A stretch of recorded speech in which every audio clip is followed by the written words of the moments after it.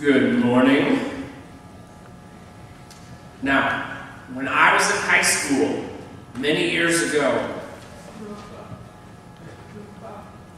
the book that I couldn't stand the most and my all-time favorite book to read, both involved young people who did great things like adults. My favorite book was a book that I read when I was a freshman in high school, and it was called, least favorite, was called Lord of the Flies. Go ahead. Now that book involved a group of boys who were on a ship. They had a shipwreck and got stranded on an island. And these boys then created their own society. They developed their own rules. And then their society collapsed because the boys started to fight and argue and go to war. And one boy, who was the most innocent, killed another boy. And I thought that book was good because it showed how society can be involved in violence and can easily go to war. And it was a good critique of that. But as a freshman in high school, I was young, I was innocent, and that book scared me because I thought that if I was on that island, I thought for sure those other boys would have killed me and I would have died. And because at that time, I was a little chubby. And I thought that character who died, his name was Piggy, and he ended up dying, and I thought it was going to be me, and I just did not like it. But my favorite book was called Ender's Game.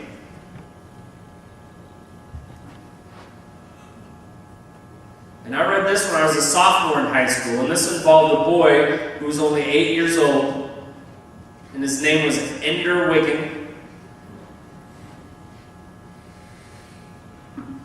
And he got brought out into space to be trained, because they trained smart children to be soldiers and leaders in the army.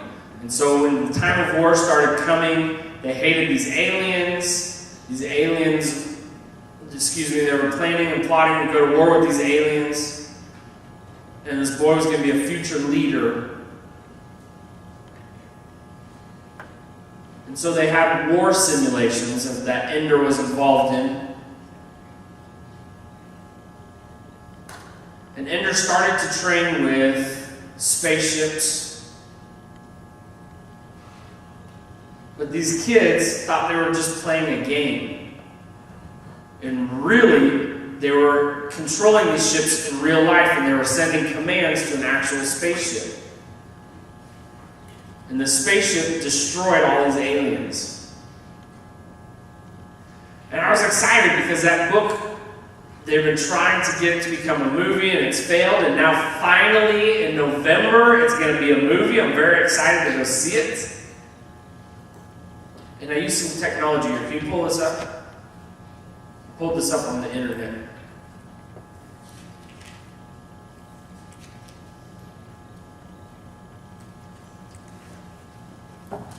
Let's see if this works here.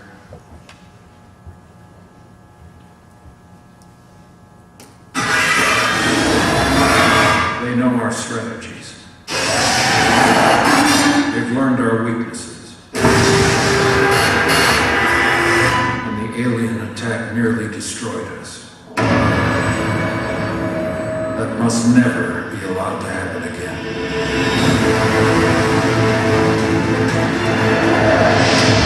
If we're going to survive, we need a new kind of soldier. One who doesn't think the way we think. Fear the things we fear.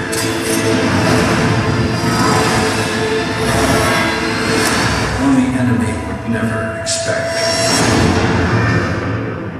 We need minds like yours, Ender.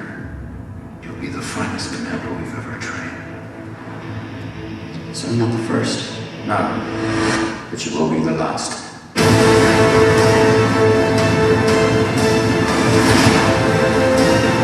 I'll do everything I can to win this war.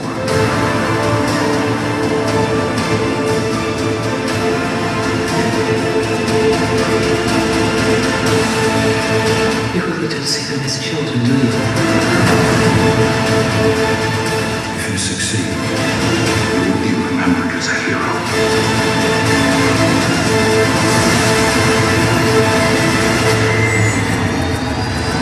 Now!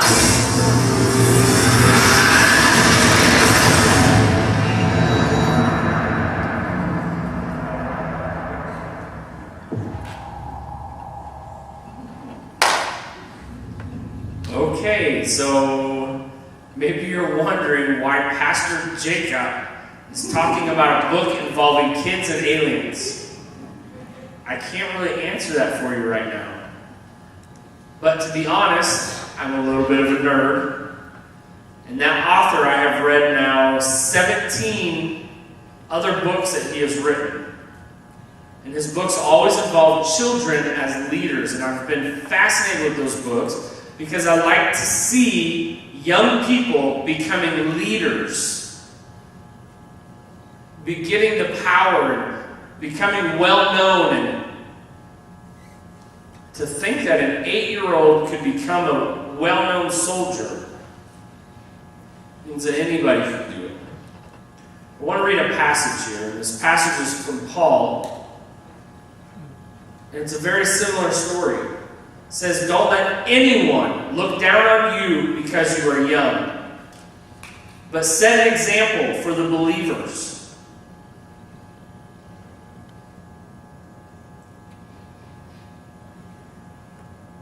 But set an example for the believers in speech, in conduct, in love, in faith, and in purity. This means that young people can lead other adults. Adults can look to young people's examples. Now, when Paul wrote this letter, he sent it to a man named Timothy. And Timothy was the leader of a church in Ephesus.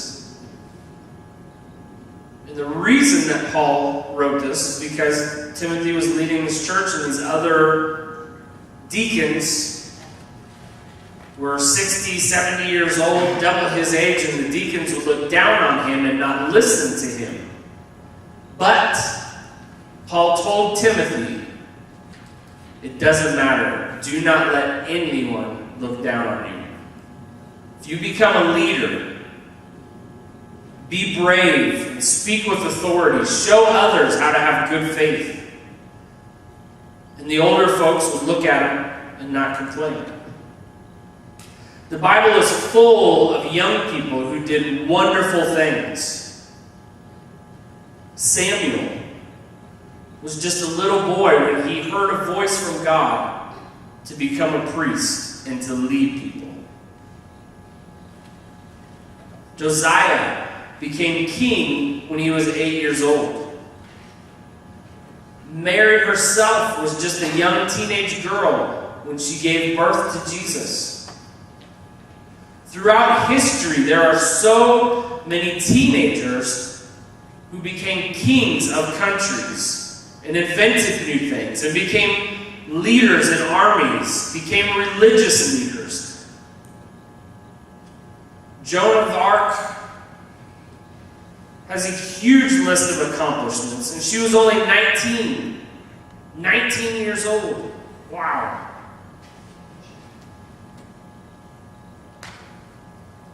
But we sometimes think that teenagers are not good examples for adults to follow. That's a new idea, a new concept. Today, being a teenager means developing an identity, figuring out what you like, just socializing with friends, going to school, and really no other responsibilities. The teenager years are a time for fun.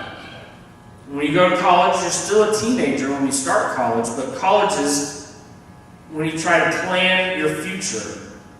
That's why people think that college is also a time to have fun and to party. Today, that fun time or that party time is getting extended into 20s. People go back home and live with their parents. They take time to earn money, to develop their careers, to seek out what job is best for them.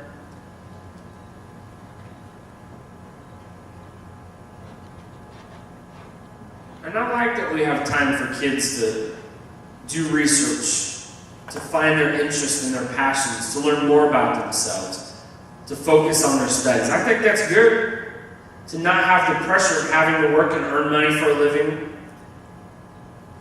But at the same time, I think it's a little dangerous. It's a little dangerous because all that freedom and fun with no responsibility starts to feel like you have no responsibility. It's easy to believe that you have no duty, no requirements, no need to work hard, that you can make those decisions and put your work in later, that you can become an adult later.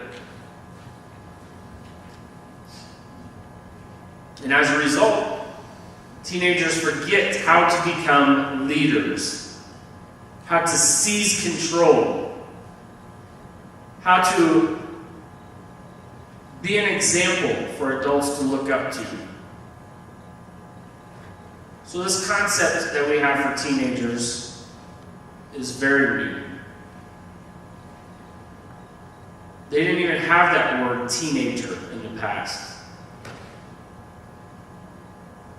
My grandparents, your grandparents probably didn't go to high school because they had to quit to work on the family farm or to earn money at the family business. And at that time, they became adults at 12, 13 years old because the family depended on them and their work. Maybe some of you have similar experiences, maybe with your parents. Maybe you went to high school, but when you're young, you still had to work to earn money for the family. And you had a lot more responsibility and a lot more expectations put on you. Now I want to clarify my point here because I don't want the teenagers out here thinking, oh, Pastor Jacob, you're terrible. Telling people we need to work, that you need to drop out of school. Maybe some of you have done that. That's not what I'm saying. I'm not trying to say that you can't have fun and enjoy your time and play and do things as a kid, as a teenager. Of course you should. But my point is when our personality becomes similar to teenagers around the world, when we lessen our expectations, when we don't learn hard work and responsibility, when money and clothes and everything is always provided to us, when you get to the mindset that you can do anything that you want, that kind of personality prevents us from becoming leaders now. From becoming the kind of person that people can look up to. You don't have to wait until you're an adult for people to look at you and think, wow, you're smart, you're talented, you're mature. I would like to see those kinds of words being used to describe our teenagers now, that you seize the opportunity now. Next week we'll be having our youth mission trip. And we're staying here locally in Kansas City because we want to focus on working with mission organizations in the area. And we're not just going to work with them for a week and be done. We want to establish relationships and work together throughout the year. Now, we went to Nashville last year. It was such a great experience. But most of the people that we worked with, we'll never see again. So now we want to work in our own community to make sure that the influence and impact that we provide stays with us in our community long term. With the hearing and the deaf communities, and to build relationships within the deaf community. We've been working with this nursing home, Evergreen, and a lot of the deaf that work there. We've had fun building those relationships. But we know that this trip will be fun also, and at the same time, we want our young men, and I'm saying men because there's no women, no girls in the group. Next year, hopefully, we'll have a lot of girls that get into 6th grade, and I'm scared to death because there are 5 girls that will start to join our youth group. But I want these young men that are called to go on this trip to grow into adults, to grow into leaders. I want them, at the end of this trip, to come back to our church and lead us. Because they will know our community. They will have served our community. They will know where we can continue to serve and have an impact. They will see the problems and learn how to resolve them and be able to bring those skills back here.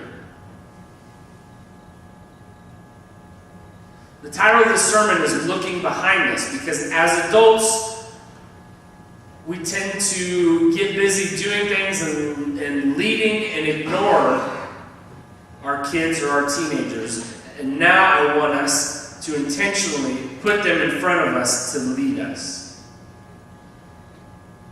Maybe sometimes young people can show us how the world has changed or is changing.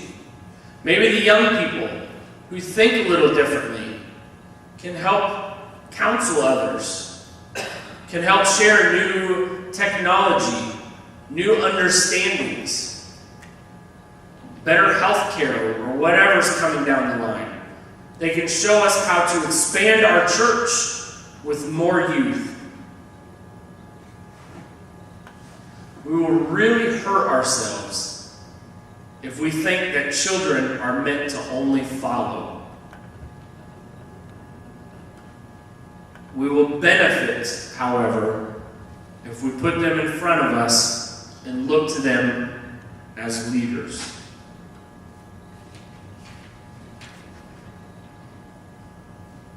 And yes, they can lead. Anyone can lead. But we require our youth to have maturity, wisdom, the ability to learn from their mistakes, the ability to listen to others who know more, to accept criticism, not to ignore it, to feel confident that they can speak with authority, and to depend fully on God, knowing that only through God can we have wisdom and leadership. If our youth want to lead, it's not easy. It takes all of these qualities. But it is possible. Our youth can become spiritual leaders, role models for good values and morals. They can come up with new things, new business, new ideas to change the world. Last year in 2012, young people did so many amazing things. For example, a young Pakistani girl named Malala Yousafzai started writing articles criticizing the Taliban's treatment of women. And that young girl, who was only 11, wrote these articles criticizing the Taliban. And the Taliban shot her in the head when she was 15. But she survived, praise the Lord. And now she's 15, and guess what? She's still writing articles criticizing the Taliban. Talk about courage. She's trying to break down the oppression of the government. There's also a boy who's 17 who started building a nuclear reactor. When he's 14, he became a person who created nuclear fission. I mean, that's not an easy thing to understand, the science of that. To know that a young person can become a leader in science also is amazing. Last year, There was a team, young people, that led petitions that garnered hundreds of thousands of votes to achieve everything from lowering the rating of the movie Bully from R to PG-13 to help young people learn and be educated about bullying. Another one is they demanded that a woman be allowed to moderate the presidential debates. Hundreds of thousands of votes. And guess what? We had a woman moderate the presidential debates. Young people can show our society what's right and wrong, and young people can teach us. Last year, so many young teenagers won in the Olympics. They developed phone apps that are used by millions of people. So do not let people look down on you because you're young. Become leaders in whatever you're interested in. If you like sports, if you like math, if you like to make movies, if you like to spend time with people, or writing stories, become leaders in your schools, become leaders with your friends, and become leaders in the church. My prayer is that you come back from the youth mission trip better equipped to be leaders here, to show us what is important for us, to show us how to get closer to God, to show us how to love our community better, and how to become spiritual leaders in the community. Today also we're going to start a new project that's entitled Partnering, a couple of different signs, Partnering Together. We'll have sign-up sheets in the back of the church from this Sunday on forward for the rest of June. And these are for all different roles in our church. And if you sign up, we expect that you are committed to doing this for 1 year, from July 1st until the end of June 2014. We have so many different things. For example, passing out the offering plates, working with children, reading verses.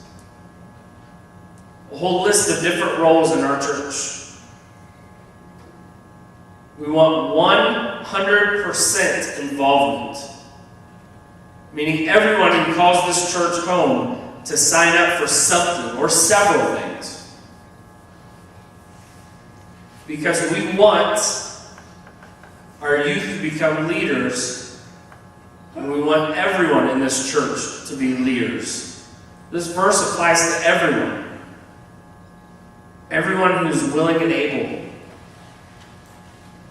We want everyone to feel involved in our church, to work hard together to make this church survive. We all have needs. We all are a very essential part of this church. And everyone here can be a leader. It doesn't matter who you are. Do not let anyone look down on you. But all of us can set an example in our speech, in our conduct, in love, in faith, and in purity. So let's set that example together as a church family. Amen.